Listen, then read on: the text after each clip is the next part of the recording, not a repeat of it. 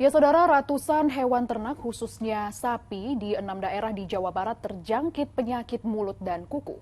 Meski demikian, Dinas Ketahanan Pangan dan Peternakan sekali lagi memastikan hewan yang terjangkit masih dapat dikonsumsi oleh masyarakat. Penyakit mulut dan kuku khususnya pada sapi meluas di Jawa Barat.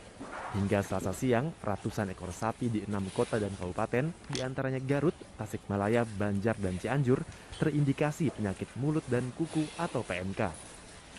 Kabar baiknya, tidak sedikit juga yang sembuh, di mana ada lebih dari 600 ekor sapi dan sekitar 200 hewan ternak lainnya yang dinyatakan sembuh. Sementara itu ada 5 sapi yang mati akibat PMK. Mengantisipasi penularan yang lebih luas, Pemprov juga akan menghentikan pengiriman sapi dari Jawa Timur. Pemprov Jawa Barat menjamin hewan ternak yang terjangkit PMK masih dapat dikonsumsi. Ini karena PMK hanya dapat menular antar hewan dan tidak berbahaya bagi manusia. Hewan yang terjangkit PMK itu kan tidak menular ke manusia, tapi untuk dikonsumsi dagingnya itu tetap harus melalui pemotongan di RPH dan kemudian ada perlakuannya kalau dikonsumsi bisa direbus, bisa digoreng, bisa dibakar. Masyarakat diminta tidak khawatir terhadap wabah PMK. Daging yang terjangkit PMK dapat dikonsumsi dengan syarat dimasak pada suhu minimal 95 derajat Celcius selama 15 hingga 30 menit. Sementara bagian yang harus dihindari adalah jeroan, kepala, dan kaki. Kalau PMK bukan jenis penyakit zoonosis dan tingkat kematiannya juga rendah. Namun di sisi lain, proses penularannya antar hewan itu sangat cepat.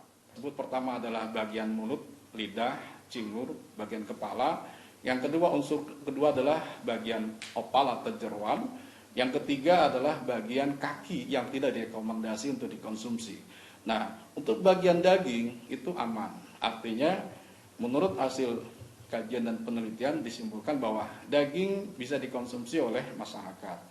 Dengan catatan bahwa ketika masyarakat memang mendapatkan daging tersebut, terus untuk mengkonsumsinya, merebusnya itu pun juga harus dengan kapasitas derajat ketinggian panas itu, air panasnya itu mendidih dalam posisi 95 derajat hingga 100 derajat Celcius, karena untuk mematikan hal-hal yang masih tersisa pada bagian daging tersebut.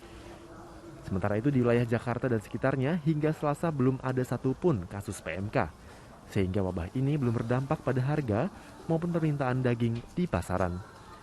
Muhammad Rizal, Dana Paramita, dan Dovianda Ariandanu melaporkan dari Bandung, Jawa Barat, dan Jakarta.